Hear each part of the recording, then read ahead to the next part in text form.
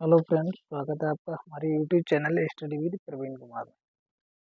देखिए फ्रेंड्स, ये हम जो भी साइंस के क्वेश्चंस हैं RRB group D CBT once और हमारा RRB LP NTPC and RRB JE also technician, इनके लिए साइंस टेक्नीशियन में तो साइंस का पोर्शन बहुत ज़्यादा आता है।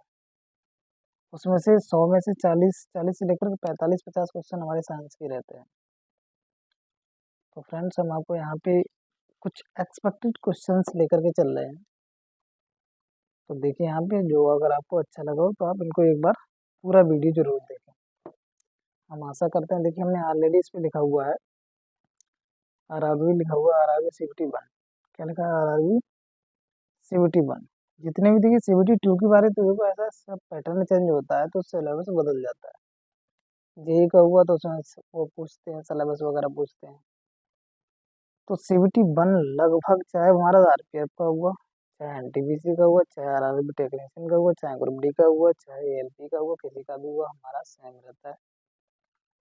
100 नंबर का होता है और उसमें कम से कम कितने भी कम होंगे तो 25 नंबर का साइंस का पोर्शन रहता है। तो ठीक है फ्रेंड्स, बढ़ते हैं पहले क्वेश्चन की तरफ।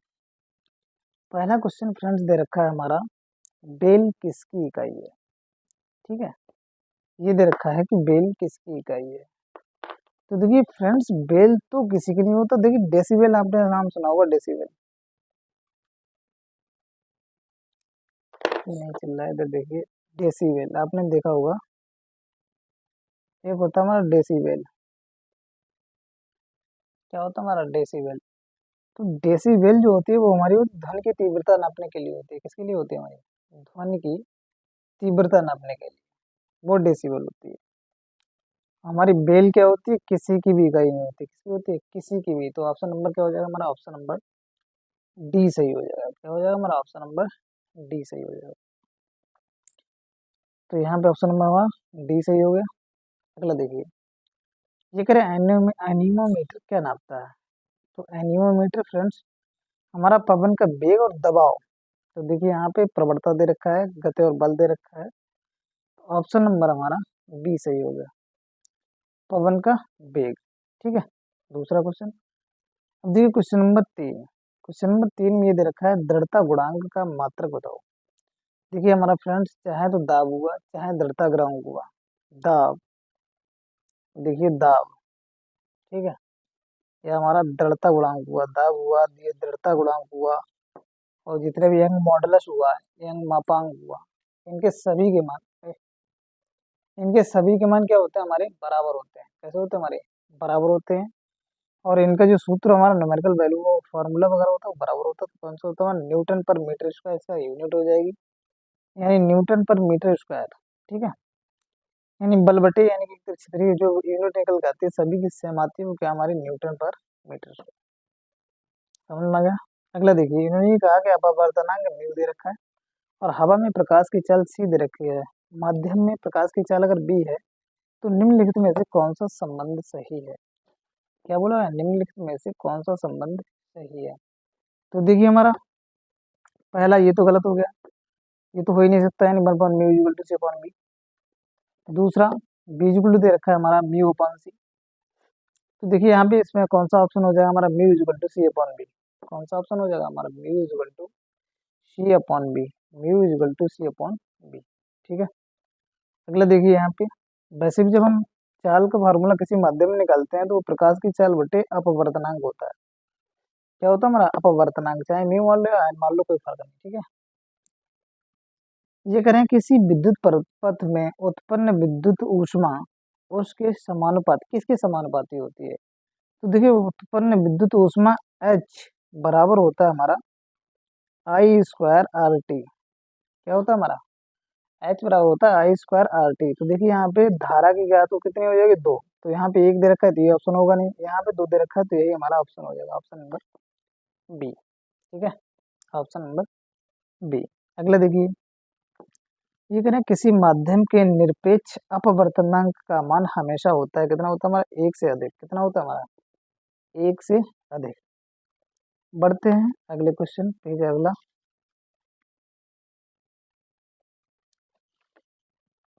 अगला देखिए क्वेश्चन नंबर 7। क्वेश्चन नंबर 7 में दे रखा है हमारा, इन्होंने कहा ओम के नियम का गणितीय सूत्र का रूप बताइए, यानी गणितीय रूप क्या है। ओम के नियम का जो बता रहा है क्या गणितीय रूप क्या है, निम्नलिखित में से ओम के नियम का गणितीय रूप। तो देखिए हमारा B equal to I R होता है, क्या होता है हमारा बी इजल टू होता है हमारा आई आर, जहाँ पे आई क्या होती है हमारी धारा होती है। B equal to I R देखिए यार हमारा कहाँ से बनता है, देखिए ये तो हो नहीं सकता क्योंकि इन्होंने दे रखा है आर का घात 2 दे रखा है, इसमें दे रखा है equal to R upon B, तो यहाँ से देखो B equal to I R नहीं होगा, यहाँ से भी नहीं होगा, कौन से केस में हमारा बनेगा इससे। तो देखो बी को इधर ही रखे आई इंटू आर, तो ऑप्शन नंबर बी सही हो जाएगा। क्या हो जाएगा हमारा option number B. B equal to I R सिर्फ इसी में बनता है। देखिए धारा घनत्व का मात्रक पूछा है, धारा घनत्व का ऐसे ही मात्रक, धारा घनत्व हमारा जे बराबर होता है हमारा आई बटे ए, जहाँ पे आई हमारी क्या है धारा है और ये क्या है हमारा क्षेत्रफल, तो आई एम्पियर यानी कि ए बटे मीटर स्क्वायर। तो देखिए ए बटे मीटर स्क्वायर किसमें है हमारा, ए बटे मीटर स्क्वायर हमारा ऑप्शन नंबर सी, ए बटे मीटर स्क्वायर किसमें दे रखा है हमारा ऑप्शन नंबर सी में दे रखा है। ये करें निम्नलिखित में से अधिकतम काम करेगा, सबसे ज्यादा काम कौन करेगा, देखिए यहाँ पे घूमता हुआ पहिया, गतिशील पत्थर, एक उठा हुआ हथौड़ा। देखिए उठा हुआ हथौड़े में तो कार्य जीरो होगा, कितना होगा हमारा जीरो। ऐसे ही घूमता हुआ पहिया इसमें भी कम होगा, सबसे ज्यादा काम हुआ हमारा होगा बंदूक से चली गोली में, किसमें होगा हमारा बंदूक से चली गोली में, ठीक है। क्यों हमारी क्यों ज्यादा होगा, क्योंकि हमारा कार्य बराबर क्या होता है बल बड़ा बल की दिशा में विस्थापन। तो हमने जो बल लगाया बल की दिशा में हमारी देखिए गोली बहुत दूर जाएगी, इन सभी की तुलना में बहुत दूर जाएगी, इसलिए क्या हो जाएगा हमारा विस्थापन जब ज्यादा होगा तो कार्य भी ज्यादा होगा, तो इसलिए ऑप्शन नंबर बी सही हो गया। ये करें यदि किया गया कार्य शून्य है तो बल और विस्थापन के बीच कोण क्या होगा। ये करें अगर किया गया कार्य कितना है हमारा शून्य है, यानी डब्ल्यू बराबर क्या दे रखा है, डब्ल्यू बराबर हमारा होता है F S cos theta, W बराबर होता है हमारा एफ एस कॉस थीटा। जब ये हमारा शून्य है, ये शून्य पता कब होगा जब कॉस थीटा यानी कॉस का मान कितना होगा हमारा 90 डिग्री, कॉस की वैल्यू कितनी होगी हमारी 90 डिग्री, तो कॉस की वैल्यू 90 डिग्री तभी हमारा ये शून्य होगा, वरना कभी नहीं होगा। यानी जो एफ एस यानी बल और ये विस्थापन दोनों लंबवत जब होंगे तो कार्य कितना होगा हमारा शून्य, तो 90 डिग्री ऑप्शन हो जाएगा ऑप्शन नंबर बी, ठीक है।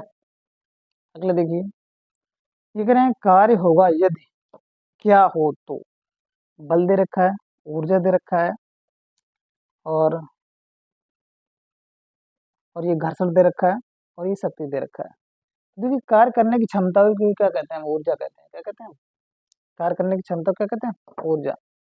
ऑप्शन नंबर कौन सा हो जाएगा हमारा बी सही हो जाएगा, ठीक है। जब हमारे पास ऊर्जा हुई तभी हम कार्य कर पाएंगे, नहीं ऊर्जा हुई तो नहीं कर पाएंगे। अगर कार्य करने की दर बोल दे तो शक्ति, ठीक है, लेकिन हम कार्य करने की क्षमता क्या कहते हैं ऊर्जा। अगला देखिए वायु के सापेक्ष किसी द्रव का क्रांतिक कोण सी बराबर दे रखा है हमारा 45, सी बराबर कितना दे रखा है 45। तो ये करें तो उसका अपवर्तनांक होगा, देखिए अपवर्तनांक म्यू बराबर होता है 1/sin c, क्या होता है 1/sin c, और जब 1/sin c होता है यानी कि इक्वल टू हम करेंगे 1/sin 45 अंश का मान sin 45, जब sin 45 सॉल्व करेंगे तो ये हो जाएगा जाकर, देखिए हम यहाँ पे सॉल्व कर दे रहे हैं 1/1/√ 2, तो ये √2 कहाँ पहुंच जाएगा ऊपर, √2 कहाँ पहुंच जाएगा हमारा ऊपर पहुंच जाएगा, जब ऊपर पहुंच जाएगा तो आंसर हमारा कौन सा होगा √2, आंसर कौन सा होगा हमारा √2, ठीक है फ्रेंड्स। देखिए यहाँ पे अगला देखिए पानी में हवा का बुलबुला, क्या बोला है ना, पानी में हवा का बुलबुला किस तरीके से यानी किस तरह काम करता है, तो यानी कि उसका जो भी रहता है किस तरीके से, हाँ तो किस तरीके से काम करता है हमारा अवतल लेंस की तरह, किस तरीके से काम करता है हमारा अवतल लेंस की तरह कार्य करता है। पानी में जो भी है हमारा हवा का बुलबुला है वो किस तरीके से काम करता है हमारा अवतल लेंस की तरह कार्य करता है। देखिए यहाँ से बढ़ते हैं अगले क्वेश्चन की तरफ।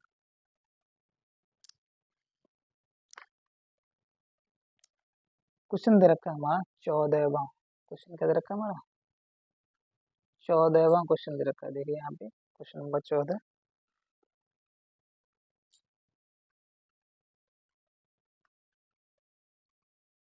क्वेश्चन नंबर 14 में क्या दे रखा है कि लाल और पीकॉक ब्लू, क्या दे रखा है, लाल और पीकॉक ब्लू रंग को मिला देने पर कौन सा रंग बनेगा।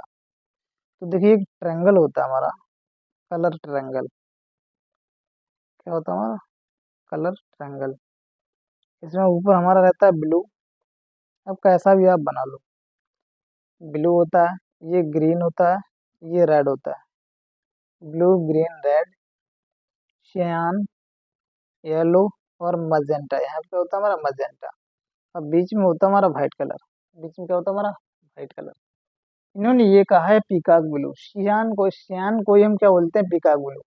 इन्होंने देखिए यहाँ पे दे रखा है सियान और रेड को मिला करके, तो देखिए इनकी सीध में कौन सा हमारा पड़ता है, तो व्हाइट। देखो सियान और रेड के बीच में कौन सा पड़ता है, व्हाइट, तो कौन सा कलर बनेगा हमारा, व्हाइट। देखिए आप ये ट्रायंगल याद कर लीजिए, ब्लू ग्रीन रेड सियान येलो मैजेंटा।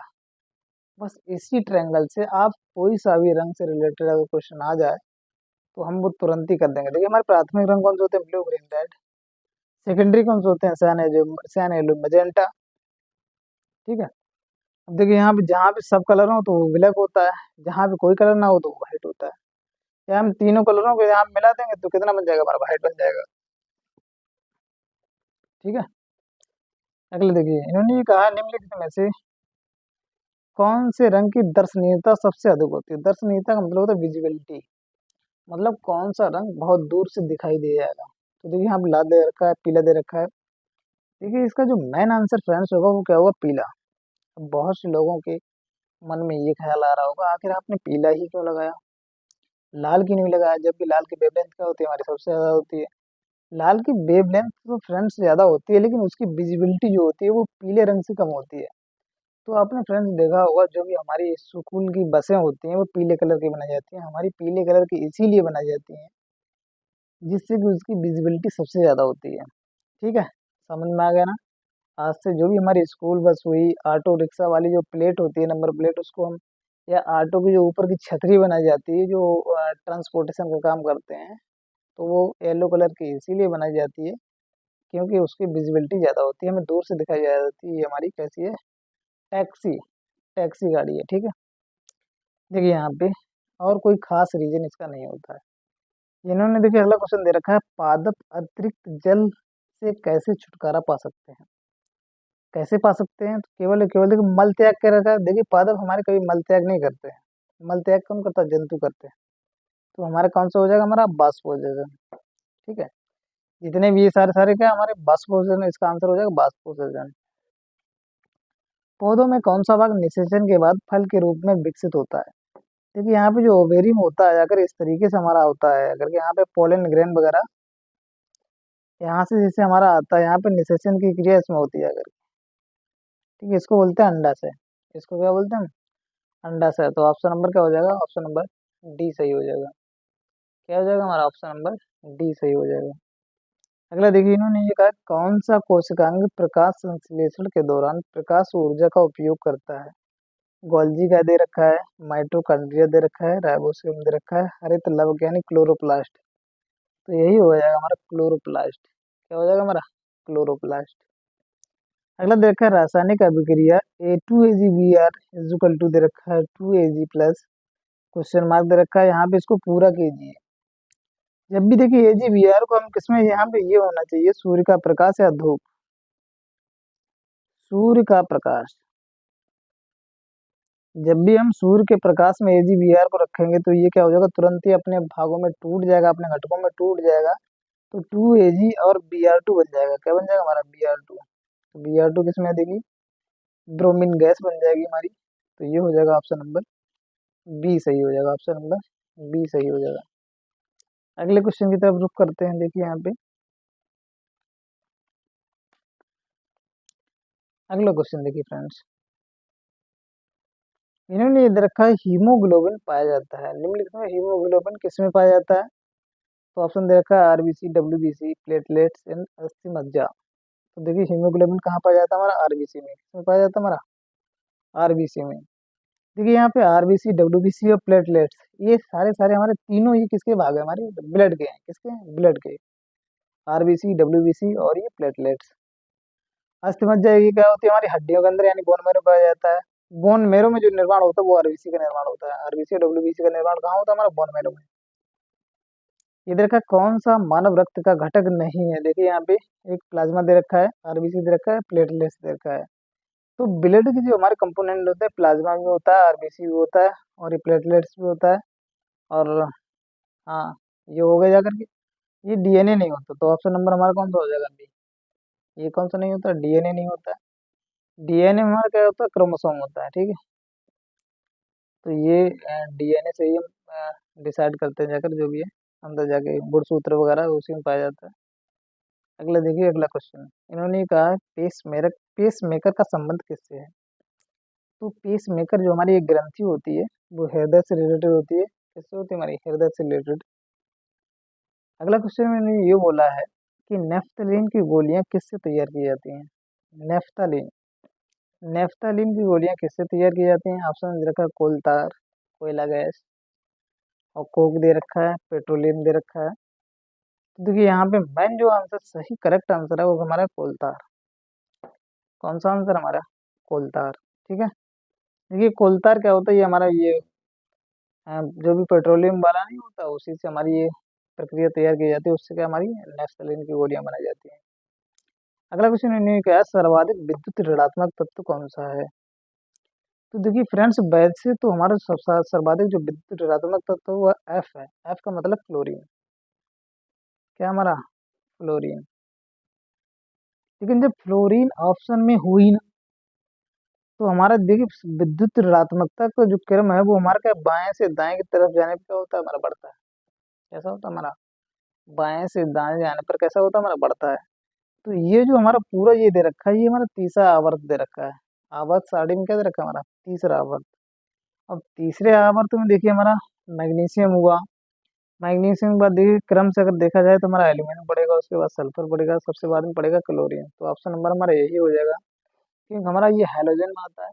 और फ्लोरीन के बाद जो भी हमारा आएगा जाकर सबसे ज्यादा इलेक्ट्रोनेगेटिव, यहाँ से कितना हो जाएगा हमारा? क्लोरीन। क्या आंसर आ जाएगा? क्लोरीन।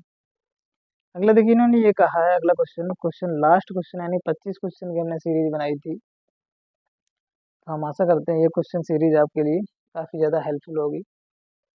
इन्होंने ये कहा है कि अचुंबकीय वस्तु कौन सी है? निम्नलिखित में से अचुंबकीय वस्तु, अचुंबकीय का मतलब ये होता है कि हमारे चुंबक की तरफ कम आकर्षित करती है या बिल्कुल भी नहीं करती है, उसको कहते हैं हम अचुंबकीय। तो देखिए लोहा लोहा भी होता है, निकल भी होता है, कोबाल्ट भी होता कौन सा नहीं है? तो गंधक। कौन सा नहीं होता है? गंधक। तो इन्होंने यही पूछा है अचुंबकीय वस्तु कौन सी है, तो हमारा ऑप्शन कौन सा हो जाएगा? गंधक। देखिए फ्रेंड्स, ये हमने आपको 25 क्वेश्चन की सीरीज बनाई थी। हम आशा करते हैं आपको ये क्वेश्चन 25 क्वेश्चन की सीरीज आपको अच्छी लगी होगी। देखिए यहाँ पे फ्रेंड्स, ये हमने दे रखा है, ये हमारी आईडी है, प्रवीण कुमार 9437। ये किसी में गैप नहीं है, ये दो गैप दे रखा है, ये गैप नहीं है फ्रेंड्स। तो यहाँ पे अगर दिल से, अगर आपको अच्छा लगा हो, दिल से लाइक और सब्सक्राइब जरूर करें। ठीक है फ्रेंड्स, अपने दोस्तों को जो भी हमारे तैयारी वगैरह करते हैं, आरआरबी हुई, और भी गवर्नमेंट एग्जाम, देखिए साइंस का पोर्शन तो लगभग सभी में आता है। और ये भी नहीं कि थोड़ा बहुत आता है, हाँ कुछ एग्जाम्स ऐसे हैं जिसमें एक दो क्वेश्चन ही पूछे जाते हैं। लेकिन आरआरबी का जो हमारा एक फंडा बन गया है, उसमें तो भर भर के क्वेश्चन, लगभग 20 क्वेश्चन तो सभी में, हर लगभग हर क्वेश्चन क्वेश्चन पेपर में आ ही जाते हैं, जो हमारा सीबीटी वन वगैरह होते हैं। तो ठीक है फ्रेंड्स, अगर आपको हमारा वीडियो अच्छा लगा हो, दिल से लाइक और सब्सक्राइब करें, शेयर करें। मिलते हैं आपके लिए अगले वीडियो में। थैंक यू फ्रेंड्स, आशा करते हैं आपको ये वीडियो अच्छी लगी होगी। सभी को शेयर जरूर करें और लाइक और सब्सक्राइब करें। Thank you friends, thank you.